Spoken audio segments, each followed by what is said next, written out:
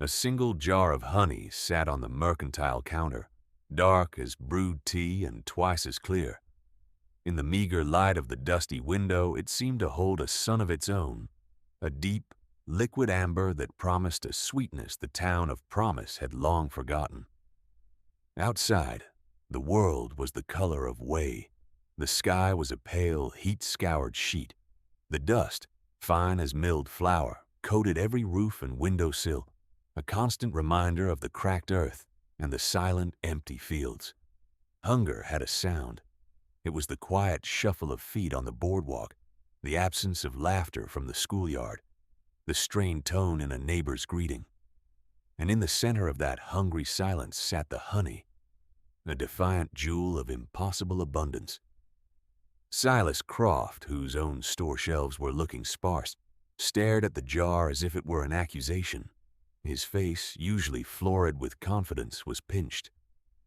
He ran a finger over the smooth glass, then pulled it back as if burned. The whole town agreed on two things: that the drought was a curse sent to break them, and that the woman who had produced this honey was either a witch or a fool who had stumbled into a miracle. They couldn't decide which was worse. 16 months earlier, Ilara stood under that same merciless sun, but it was a sun of possibility, not ruin. It was auction day, the day the county cleared its books of the unclaimed and the foreclosed. She stood at the back of the crowd, a solitary figure in a faded calico dress, her hands clasped tight to keep them from trembling. She was new to Promise, having inherited a small, worthless plot of land from a great-aunt she'd never met.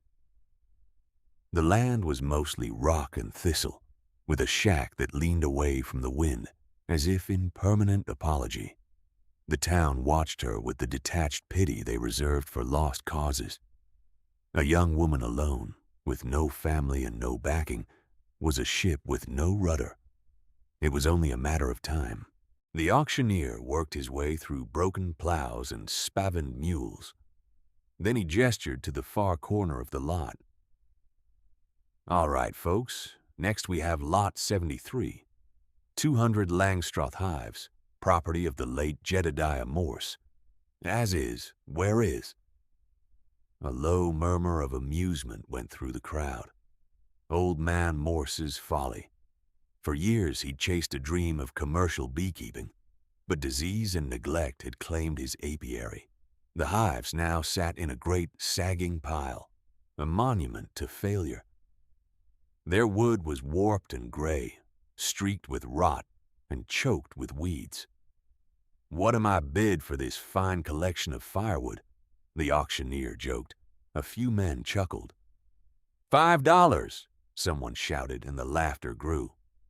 $5 for 200 boxes of wasps and splinters, Silas Croft said loudly to the man beside him, his voice carrying easily. She'd be better off burning them for heat. Ilara's gaze was fixed on the hives. She saw past the rot and the ruin. She saw the tight joinery in the corners of a few better protected boxes. She saw the sheer volume of them.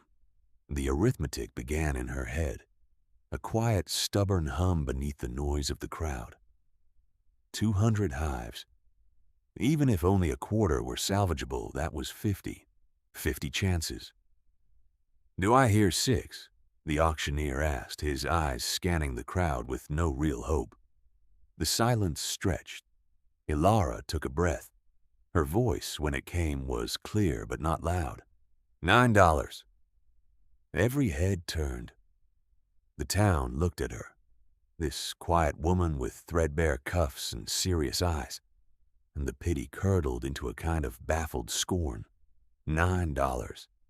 It wasn't the sum that mattered, it was the statement. It was $9 of good money thrown at a pile of trash. Silas Croft's lips tightened into a smirk. He saw her as the town did, a fool. Easy to pity, easier to dismiss. "Sold!" the auctioneer cried, banging his gavel with a flourish that was part relief and part showmanship. "To the lady in the calico for $9. Ilara walked forward and counted the money into his palm. The coins were warm from her hand. As she turned away, clutching the receipt, she didn't look at the faces of the townsfolk. She did not need to. She could feel their judgment like the heat of the sun on her back. One person alone. A woman alone. And now the proud owner of 200 boxes of failure. She kept her eyes on the prize, the teetering mountain of wood that was now hers. The work was just beginning. The first task was moving them. For 2 weeks, she borrowed a neighbor's rickety cart and a tired old mule, promising a share of the firewood she'd get from the unsalvageable boxes. Day after day, she hauled the hives, load by precarious load, from the county lot to her small patch of land. The work was brutal. The wood was heavy and splintered, home to spiders and mice nests in the papery, abandoned homes of wasps. Her hands, already calloused, grew as rough as bark. She stacked the hives near her shack, a gray, silent city that seemed to mock her with its sheer, overwhelming scale. The town watched her labor. Wagons would slow on the road past her property. Faces would turn, some with open amusement, others with a kind of sad, head-shaking disapproval. "She's hauling rot from one sorry plot to another," she heard a farmer say at the mercantile. Silas Croft, passing in his polished buggy, simply tipped his hat with an exaggerated courtesy that was more insulting than any jeer. She met their stares with stillness, her shoulders set, her focus narrowed to the next box, the next splinter, the next trip. Mockery was a wind. You could let it push you over, or you could lean into it and let it make you stronger. She chose to lean. One afternoon, as she wrestled a particularly stubborn, rotted super from a stack, a shadow fell over her.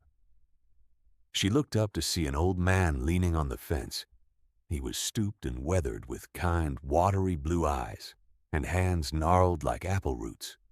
It was Mr. Abram, a Polish immigrant who kept a few hives of his own at the far edge of the county, a man the town treated with a distant, polite sort of otherness. He watched her for a long time, his head tilted. He wasn't looking at her, she realized, but at the hives. He was reading them. "Is a sad sight," he said finally, his voice thick with the accent of his homeland. "But the boxes, the good ones, they have good bones." Ilara straightened up, wiping sweat from her brow with the back of her wrist. She was wary of conversation, having grown used to it being a prelude to advice she hadn't asked for, or pity she didn't want. "Some of them," she agreed, her voice neutral. He nodded slowly, his eyes moving over the mountain of wood. "Mr. Morse, he had the money, but not the hands, not the patience. A bee does not hurry.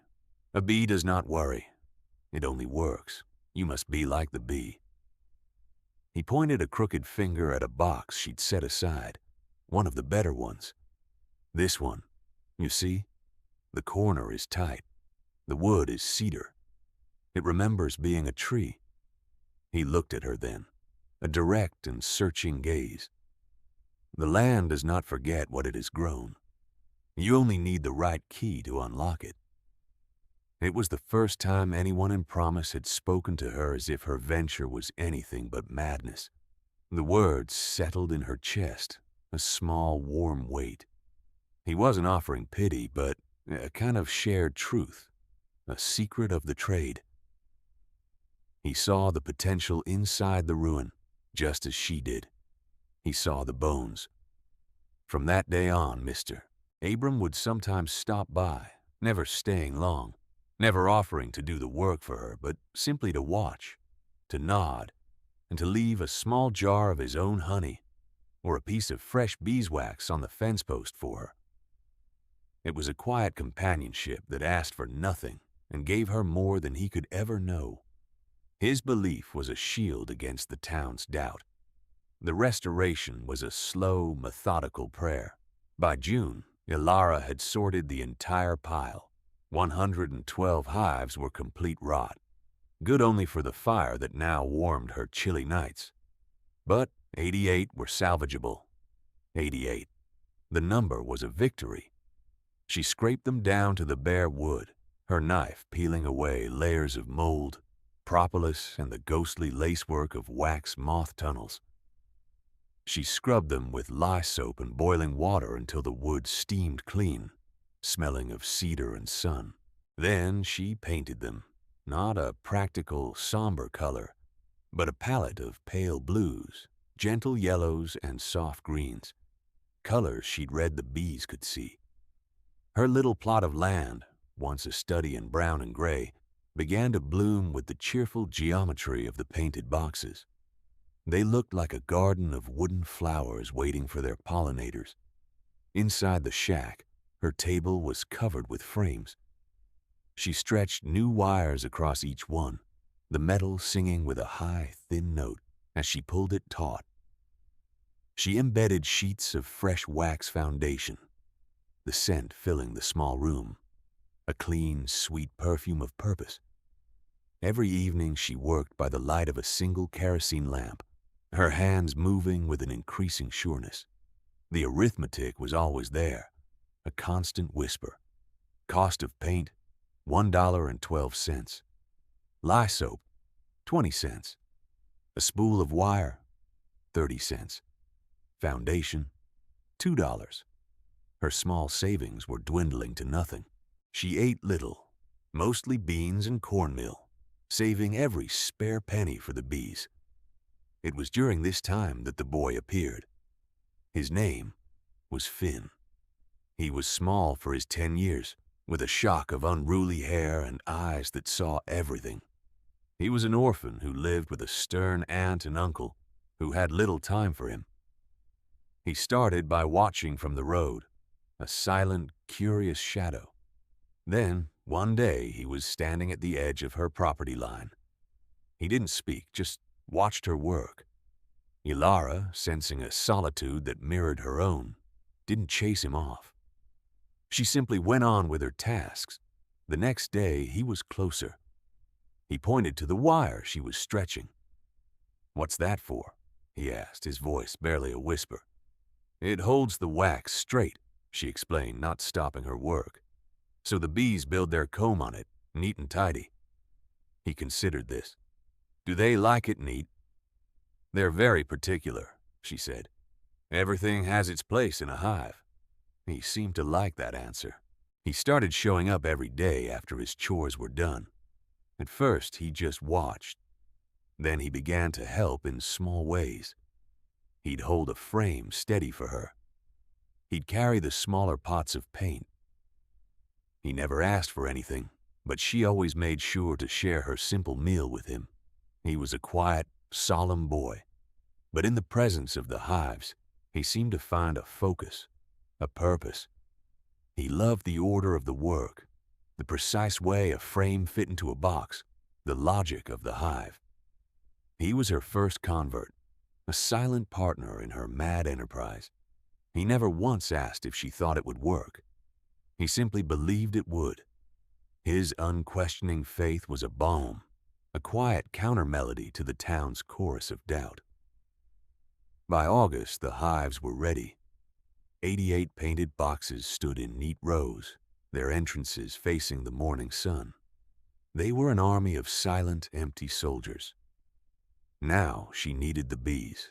She couldn't afford to buy packages of them, so she had to rely on the wildness of the world, on the instinct of a colony to divide and expand.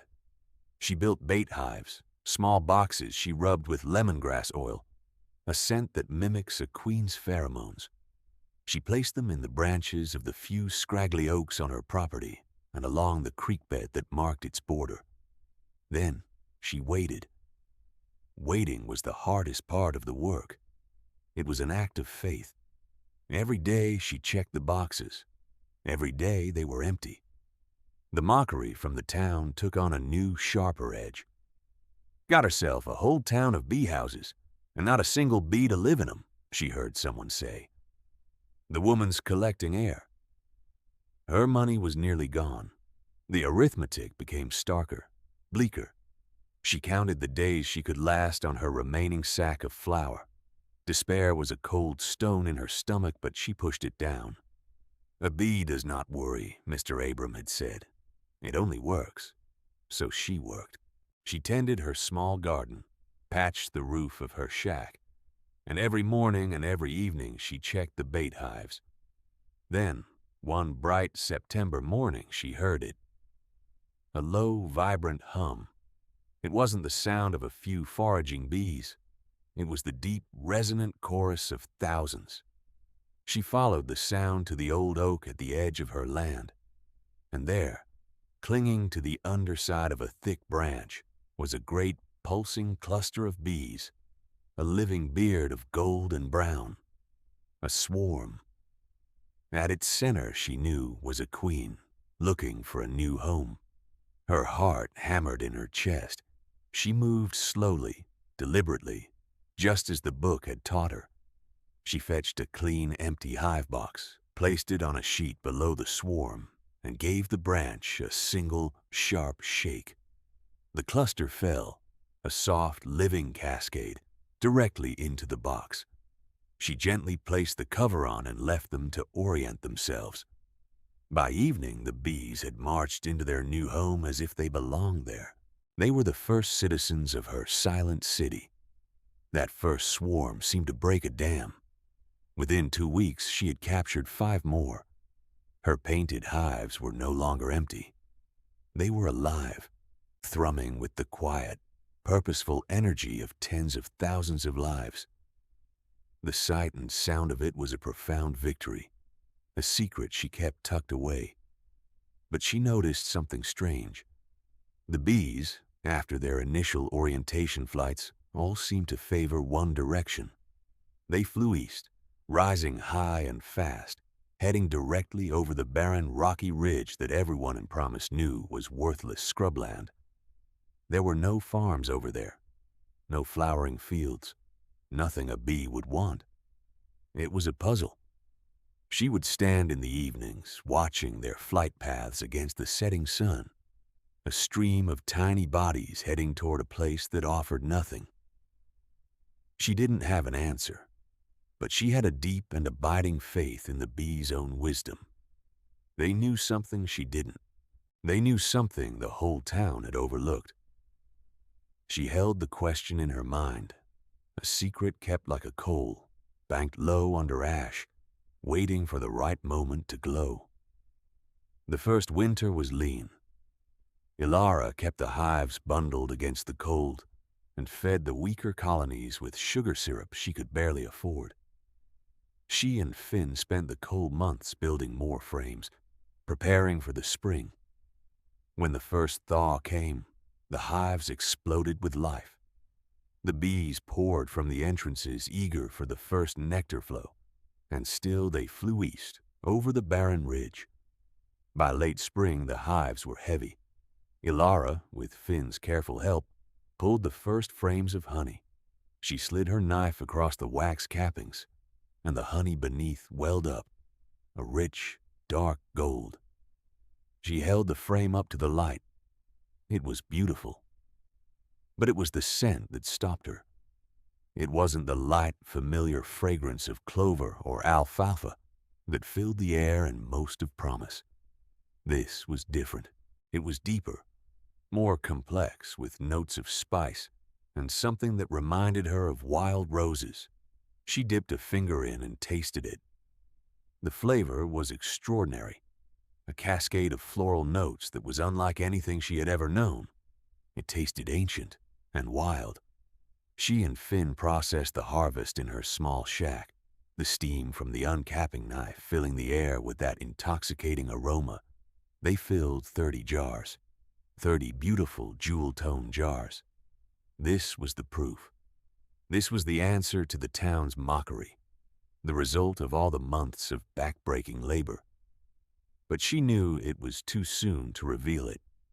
It is easier to believe a thing is rotten than to admit you were wrong to mock it. The town wasn't ready to see her succeed. So she stored the jars in a small, cool cellar beneath her shack, her secret treasure.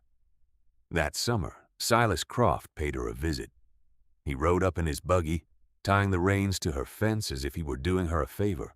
He surveyed her neat rows of painted hives, a flicker of something unreadable in his eyes.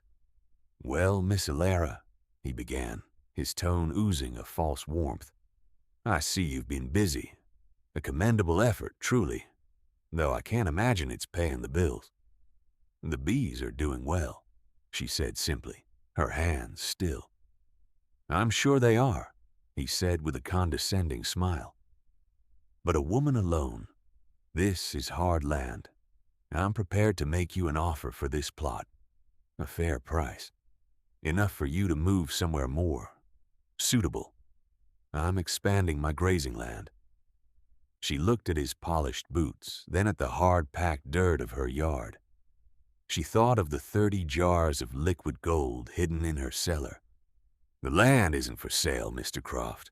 His smile faltered. He was not used to being refused, especially by someone he considered insignificant. "Don't be foolish," he snapped, his voice losing its warmth. "This venture will fail. It's only a matter of time. Take the money while you can." "I'll take my chances with the bees," she said, her voice quiet but firm as rock. He left in a cloud of dust and indignation, his offer hanging in the air like a threat. The encounter sharpened her resolve. Her success wasn't just about survival anymore. It was about proving him and the whole town wrong. Her chance came sooner than she expected. She knew the local mercantile wouldn't do. They would ask too many questions, and Croft's influence was too strong. She needed an outsider, someone who judged a thing on its worth, not on the reputation of the person who made it. Packing 4 of her finest jars into a wooden crate, she took a wagon into the city, a full day's journey away. She walked into the lobby of the Grand Hotel, a place of polished brass and hushed carpets, and asked to see the head chef. The man who eventually emerged from the kitchen was tall and severe, with a pristine white apron and a skeptical air. His name was Chef Dubois. "Yes?" he asked, his eyes flicking over her simple dress and dusty boots with unconcealed disdain. "I have honey," she said, her voice steady. She placed a jar on the marble countertop between them. He glanced at it. "We have a supplier, madam. Local clover." "This isn't clover," she said. "Just taste it." He sighed, a put-upon sound, but something in her quiet insistence made him relent. He unscrewed the lid, dipped a small silver spoon in, and brought it to his lips. He closed his eyes. The kitchen clatter, the lobby noise, everything seemed to fall away. His severe expression melted, replaced by one of pure, unadulterated shock, then wonder. He tasted it again, slower this time, rolling it on his tongue. "Mon Dieu," he whispered. "What is this? I have never... The notes, it is like a forgotten garden." He looked at her, his eyes wide with a chef's passion. "Where did you get this?" "My bees made it," she said. "Where do they forage?" "That's their secret," she replied with a small smile. He didn't press. He understood the value of a secret ingredient. "How much do you have?" he asked, his voice urgent. 26 more jars from this harvest." "I will buy it all," he said without hesitation. "And I will pay you 3 times the price of clover honey. I want every jar you can produce, every single one." The price he named made her feel lightheaded. It was more money than she had seen in her entire life.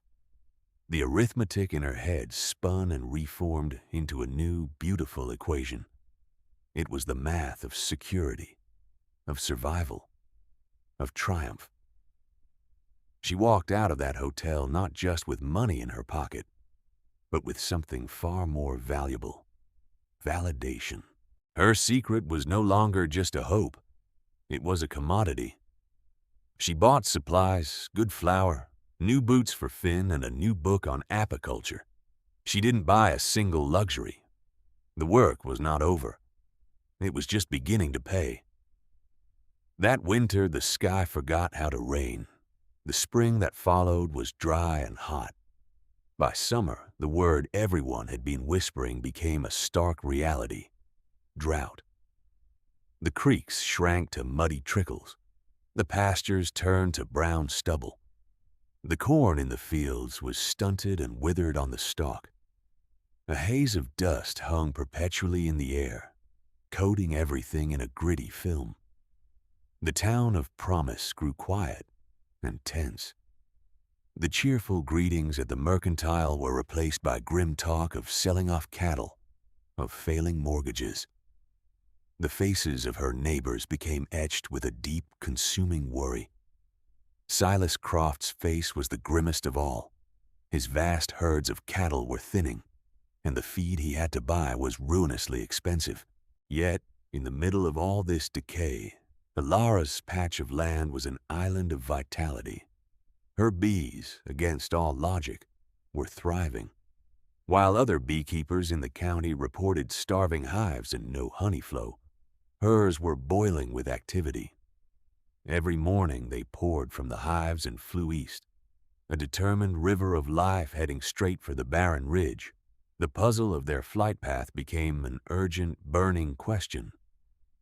She had to know. One morning, just before dawn, she packed a small bag with water and bread and set out to follow them. Finn wanted to come, but she told him he had to stay and watch the hives. The trek was harder than she imagined. The ridge was a jumble of rock and thorny scrub, the ground shacked and treacherous. The sun beat down on her, relentless and white. For hours she climbed, keeping the stream of bees in her sight. It felt like a pilgrimage.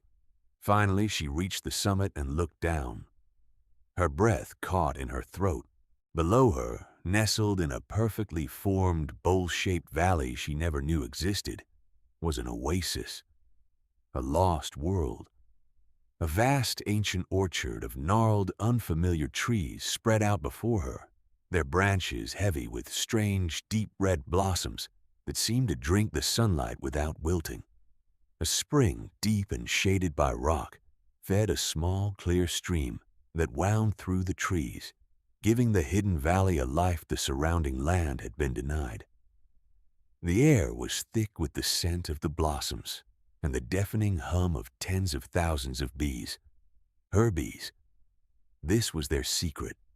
This was the source. Mr. Abram's words echoed in her mind. The land does not forget what it has grown. This valley was a memory, a ghost orchard from a settlement long vanished, and her bees were the key that had unlocked it. She sank to her knees, overwhelmed. It wasn't her own cleverness that had brought this success. It was the bees' instinct, their ancient wisdom, their connection to a secret history of the land she had only just discovered. The drought tightened its grip on promise like a fist. The town's reserves of food and goodwill were dwindling. People's pride was fraying, revealing the raw fear beneath. Ilara continued her quiet work, harvesting the dark, miraculous honey. She sold most of it to the city chef, who paid handsomely and without question, his letters full of praise for the honey of the gods.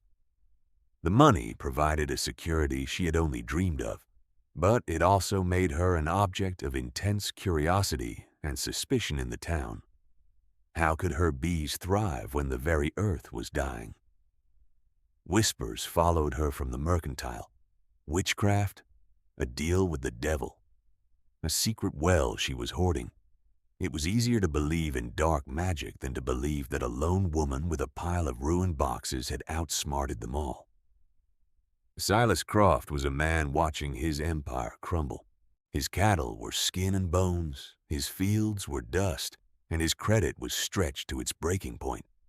His resentment toward Ilara, once a casual disdain, now hardened into a sharp-edged obsession. He saw her quiet prosperity as a personal affront. He began to poison the well of public opinion, turning the town's fear into a weapon against her. "Her bees are drinking the last of the water," he'd say to men at the saloon. "They're a plague. taking what little is left. He finally confronted her at the mercantile, the one public space she couldn't avoid. She was buying flour, and the store was crowded with the grim, anxious faces of her neighbors. Croft blocked her path, his own face a mask of false concern. "Miss Ilara," he said, his voice loud enough for everyone to hear. "The town is concerned. Your operation. It seems unnatural, your success in these hard times." "The bees work hard, Mr. Croft," she said calmly, meeting his gaze. "Too hard, perhaps," he sneered. "They're everywhere. A nuisance. My cattle are agitated. I think, for the good of the community, you should consider moving them, or selling them. I would, of course, be prepared to take all 88 hives off your hands, for a modest sum to compensate you for your trouble." A silence fell over the store. Everyone was watching. Ilara felt the weight of their eyes, the heavy burden of their suspicion. And then she heard it. 88 hives. It was a number she had never spoken aloud to anyone but Finn and Mr. Abram. It was the precise count of her salvaged working hives. Croft, in his greedy haste to intimidate her, had revealed his hand. He hadn't just been watching her. He'd been spying, counting, coveting. She held his gaze. "How did you know the count, Mr. Croft?" she asked, her voice still quiet. But now it carried a new authority. "I don't recall ever mentioning it." A flicker of panic crossed his face. He stammered, "Well, it's common knowledge. A rough estimate." But the lie was plain. The townsfolk looked from her steady face to his flustered one. They saw not a concerned citizen, but a jealous, grasping man trying to steal from a neighbor. In that moment, something shifted. They had mocked her, yes. They had doubted her. But they were also people of the land, and they knew the look of petty greed when they saw it.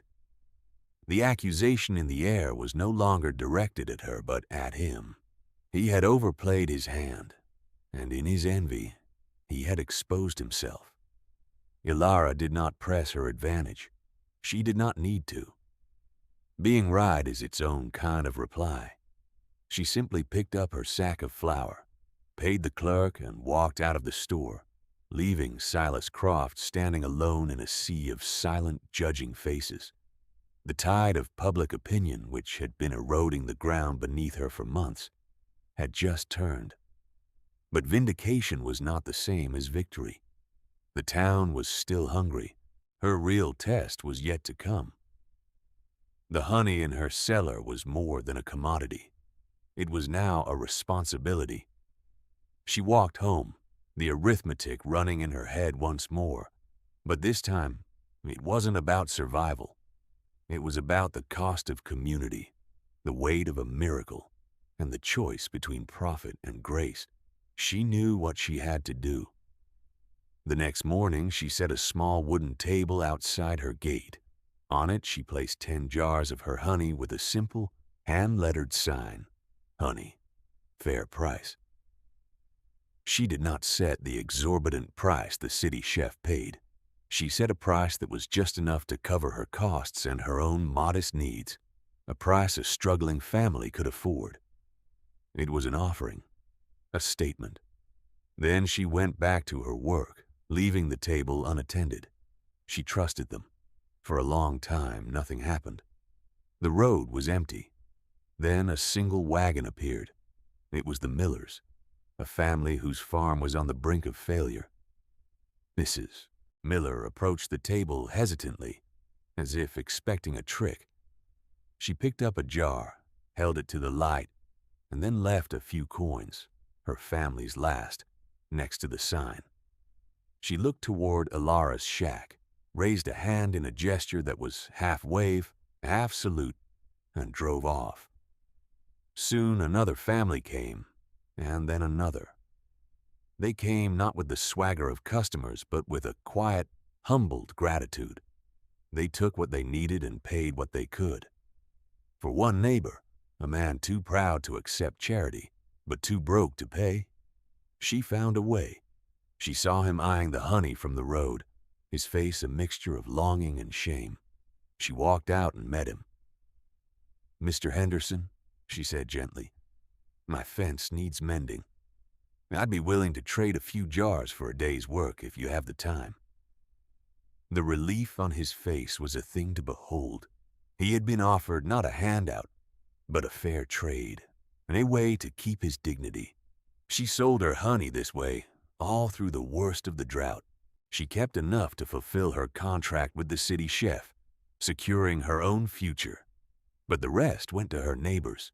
She fed the town that had scorned her. Hunger changes a town. It had made them cruel and suspicious, but her generosity was changing them back. The whispers of witchcraft died away, replaced by murmurs of respect. They no longer saw a foolish woman. They saw a savior. They saw someone who, when given the chance to gouge them, had chosen kindness instead. Silas Croft, shamed and financially ruined, sold his remaining cattle and left the county. His departure was not mourned. When the rains finally came, they felt like a cleansing. The parched earth drank deeply, and a faint blush of green returned to the fields. The town of promise had survived. It was weaker, poorer, but it was still there. And it was different. It was a community that had been tested, and through the quiet strength of one woman and her bees, had been bound together. One evening, as the sun set, painting the newly washed sky in shades of rose and gold, Ilara stood with Finn and Mr. Abram, watching the bees return to their hives for the night. The air was sweet with the smell of damp earth and the promise of a new season. Finn, no longer a timid shadow, worked beside her with the easy confidence of a seasoned apprentice. Mr. Abram leaned on the fence, a peaceful smile on his face. "You see," he said, his voice soft in the twilight, "you were the key."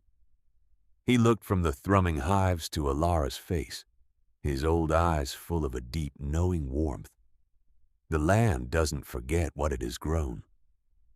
Ilara looked out over her small plot of land, at the neat rows of painted hives, a city of life she had built from ruin. She was no longer an outsider. She had a home. She had a purpose. She had earned her place not through argument or anger, but through patience, hard work, and a stubborn belief in the value of a thing no one else could see. The quiet hum of the hives was the only answer she had ever needed.